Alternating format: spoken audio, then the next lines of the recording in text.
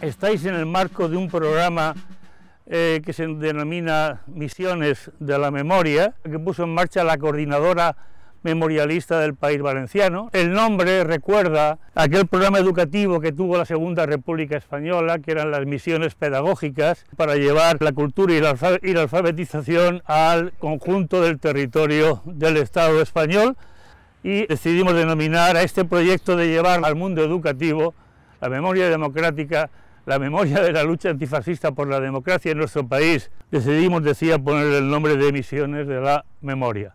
Esto se llama el Terrer, es el paredón donde fueron fusiladas 2.238 personas, 21 de las cuales eran mujeres, en tiempos de paz. Fue la paz de la represión, la paz de la venganza, la paz del exterminio. La acusación es auxilio a la rebelión, es decir, el mundo al revés. Había una Segunda República legalmente constituida el 14 de abril de 1931, un régimen democrático. El 18 de julio de 1936, el ejército africanista, ese ejército de ocupación que estaba ya en el norte de Marruecos, se levanta contra la Segunda República, apoyado por la Iglesia, apoyado por la banca y apoyado, que fue lo determinante, por la Italia fascista de Mussolini y la Alemania nazi. El golpe de Estado como tal fracasa, porque ellos preveían que todas las capitanías generales se levantarían contra la Segunda República y por tanto triunfaría el golpe de Estado, pero la mayor parte del territorio se mantiene fiel a la República. Y aquí estaban pensándose en capitanía si levantarse y apoyar el golpe de Estado o no. Y convocan una reunión los golpistas para apoyar el golpe, y el sargento Fabra se presenta con un comando fiel a la República y detiene automáticamente a los conspiradores golpistas.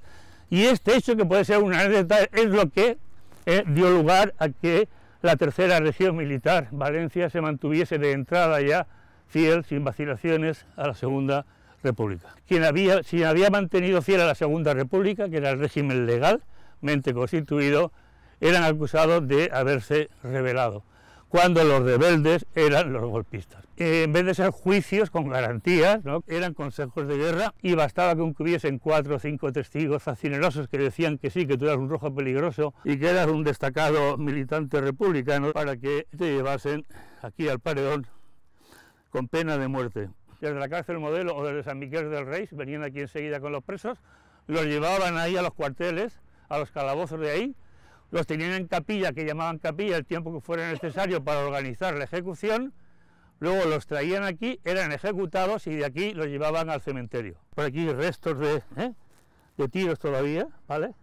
Lógicamente dejaban un reguero de sangre, y por eso al camino de traslado hasta las fosas del cementerio se llamaba el Camí de la Sang. Franco muere el 20 de noviembre de 1975 y el 27 de septiembre fueron asesinados también por consejo de guerra los últimos 5 jóvenes antifascistas que lucharon contra la dictadura. En tiempos de paz es la dictadura más sangrienta de toda Europa, la dictadura franquista. Aquí fueron 2.238, pero en conjunto fueron asesinados del orden de 150.000 personas en todo el Estado español. Y hay documentados ya del orden de 300 campos de concentración, en torno a 700.000 víctimas que estuvieron internados en campos de concentración y de trabajo esclavo, de trabajo forzoso, porque aparte de Cuelgamuros, el Valle de los Caídos, que se hizo con trabajo esclavo, aquí está el pantano de Benajever y algunos pantanos, pero por ejemplo en Andalucía todo lo que se hizo allá del plan de regadíos y en Extremadura, etcétera, fue con trabajo esclavo de los presos políticos del franquismo. Pues todos estos crímenes, según el derecho internacional, son crímenes llamados de lesa humanidad, y un crimen de lesa humanidad implica que no prescribe nunca. Hace ya 50 años que ha muerto el dictador, y 50 años después seguimos todavía reclamando verdad, justicia, memoria, reparación, que se diga, se reconozca lo que ocurrió, se aclare lo que ocurrió, y jurídicamente se declaren culpables a la gente que tenga que ser declarada culpable de tanto crimen de lesa humanidad. No busquen revancha, no estem buscant la vengança, estem buscant la veritat. Parlem de que la reconciliació es té que fer sota la premissa de la veritat, de reconèixer el que va passar. És l'única forma de superar-lo.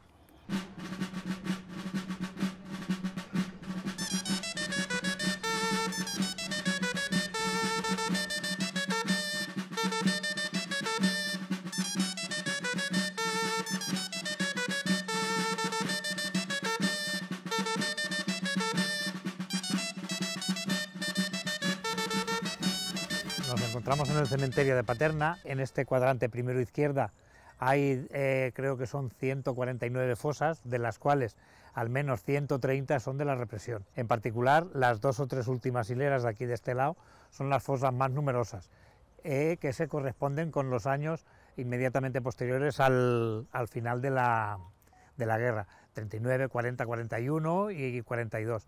Las más numerosas, de hasta 170 víctimas, están todas ahí. Eran unas fosas de 2 por 2 metros y la profundidad pues era relativa según las víctimas que se iban a meter dentro, ¿vale? La más profunda que se ha excavado hasta ahora en este cementerio era la 128, en la que estaba mi abuelo. Allí habían 107 víctimas y estaban a 6,5 metros de profundidad. Llegaban con los carros o con las carretillas al borde de la fosa y la volcaban, y conforme caían pues así se quedaban. Una primera saca, una capa de tierra y de cal entre cada otra, luego otra saca, y así hasta colmatar la fosa, y pasaban a otra y así. La palabra fusilado no me gusta, hay que romper con ese término, porque un fusilamiento o una ejecución es legitimar el crimen, y el gobierno de Franco era ilegal porque había sido mediante un golpe de Estado que se había levantado en armas contra la legalidad republicana. Entonces, para nosotros, las familias de las víctimas, es un término ilegal, fueron asesinados, simple y llanamente. Desde que se promulgó la Ley de Memoria Histórica en 2007, sí que había una partida presupuestaria a nivel estatal para ejecutar exhumaciones y proyectos de memoria en general. Había muy poco presupuesto a nivel estatal, no se podía hacer grandes cosas, pero bueno, se podía ir haciendo algo, hasta que en 2012 entró Mariano Rajoy en el gobierno, que cortó con todo eso. En 2015-2016, la Diputación de Valencia, mediante la diputada Rosa Pérez Garijo, de Esquerra Unida, impulsó el tema de las exhumaciones, porque consideró que había que hacer algo con estas víctimas, que no se podía mantener por más tiempo así, y fue la primera y única administración en el País Valencià que dotó de fondos las exhumaciones. Ahí fue entonces como un boom para todas las familias que estábamos esperando, y en 2018 ya estábamos exhumando. Cuando ya entró el Botànic 2 otra vez en el gobierno, Rosa Pérez pasó de la Diputación a la Generalitat como consellera. Se licitó y se concretó todo el tema de la exhumación de las 41 fosas que quedaban pendientes cuando entró el Partido Popular. No se habían acometido los trabajos todavía, pero claro, como era una ley que se había aprobado anteriormente, no tuvieron más remedio que hacerla. La memoria, lógicamente, se ha transmitido a través de las mujeres, porque eran las que se habían quedado viudas, es decir, a los hombres los habían matado. Ellas eran las que venían aquí, y la Guardia Civil no les dejaba de que pusiesen flores, ni que pusiesen fotos, ni pusiesen nada, porque decían que aquí solamente habían perros enterrados. Hasta bien entrados los años 60, no se permitió que las familias pudiesen erigir esos memoriales que hay, con los ladrillos que ponen los nombres de las personas, la fecha de la ejecución y demás, pero no se podía poner tampoco asesinado, se ponía fallecido. En cuanto a las víctimas, desde la plataforma de fosas que constituimos en 2019, consideramos que los que no se identifiquen ni sean reclamados por sus familiares, que son la inmensa mayoría, que no volviesen otra vez a la fosa. Una manera de darles una sepultura más digna es ubicarlos a todos en una especie de memorial, mausoleo, para ahí poderlos visitar y honrarlos, y pues eso, que tengan un destino mucho más digno que el que les condenó el dictador en la fosa común. Solamente se identifican alrededor del 10-15%, porque son más de 80 años, entonces es mucho tiempo. Luego las condiciones del terreno, entre la cal y la humedad y tal, los huesos se destruyen mucho y el ADN es casi imposible de sacarlo. Y luego la línea familiar también se diluye en el tiempo, porque los hijos directos quedan, pues contados con los dedos de la mano, me sobrarían dedos.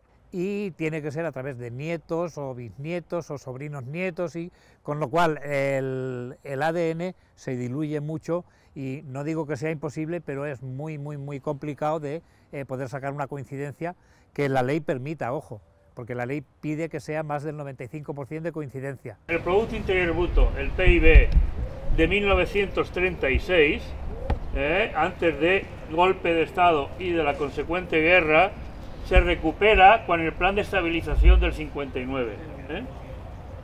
Echar cuentas.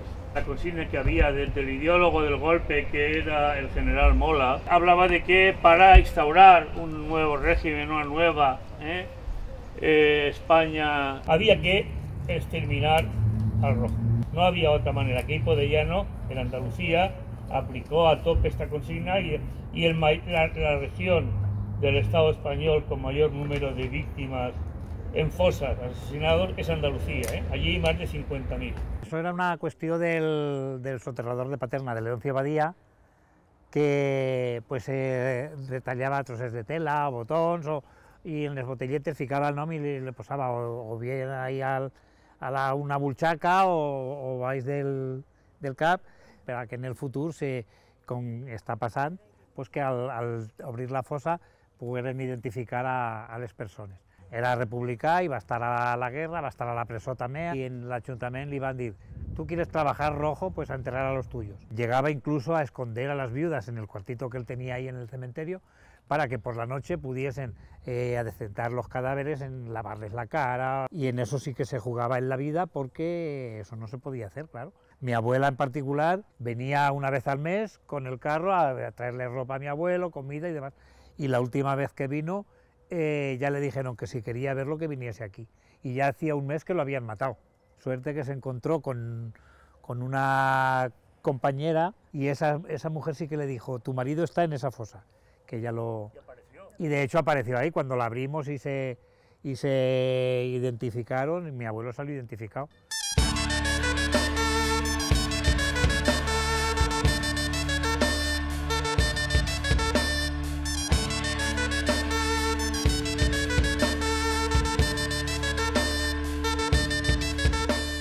Nos encontramos en el memorial que os hemos estado comentando antes. Aquí, en su día, estarán enterradas en estos nichos que se ven las víctimas no identificadas ni reclamadas por sus familiares, ¿vale? Llevaremos exhumadas cerca de 1.600, 1.700 víctimas, y de esas solamente se ha podido identificar alrededor de 200. En la parte de abajo, ahí es donde se pondrá la identificación de cada resto, ¿vale? Para que si en el futuro hay más familias o las técnicas de ADN avanzan, pues a lo mejor lo que hoy es imposible, en un futuro, con un mínimo de datos, se pueda llegar a identificar a alguien más. Es una U, toda rodeada de nichos, y lo que veis ahí en el centro es un centro de interpretación, para que la gente, pues cuando venga aquí, no solamente pueda honrar este espacio con las víctimas, sino que también se entere de la lucha de las familias. Y la fase 2 es la rehabilitación de lo que era el terrer y el camí de la sang, pero la segunda, como cambiamos de gobierno, pues está en el aire y ya no sabemos, hasta que no cambie seguro que no. Es un ágora, es un espacio abierto, es un ágora. Es un ágora, esto te invita aquí a llegar y compartir, contar, hablar. Aquí quieren poner, como tú has dicho, sí, el atril grande con los 2.238 nombres, ahí irá una escultura. Las viudas, a muchas de ellas, por ser esposas, hijas, madres, hermanas ya tenían el estigma de Rojas. Se las metía en la cárcel, se les cortaba el pelo, se les daba aceite de ricino, se les paseaba por el pueblo para que se hicieran sus cosas encima, las condenaban en esas condiciones a barrer los cuarteles, las iglesias y las calles para que la gente se riera de ellas. Por eso no se hablaba en las casas, había como un pacto de silencio por el miedo a que pasara lo que había pasado antes. Entonces, los hijos ni los nietos en las casas, no sé, en muy pocas casas que se comentaba nada, por ese mismo miedo. Yo recuerdo que de pequeño, si preguntaba en casa por el abuelo, al abuelo lo mataron en la guerra, y corta por donde quieras. Ahí se acababa toda la explicación, ¿vale?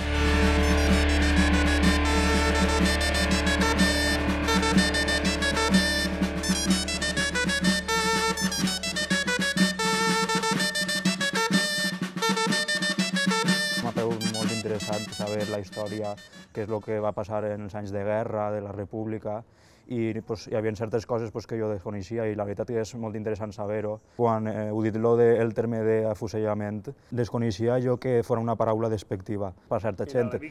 Claro, entonces pues, és important saber-ho pues, perquè igual per la víctima o pels familiars de víctimes pot ser que siga pues, una ofensa o una paraula pues, que els ferís, que els dol.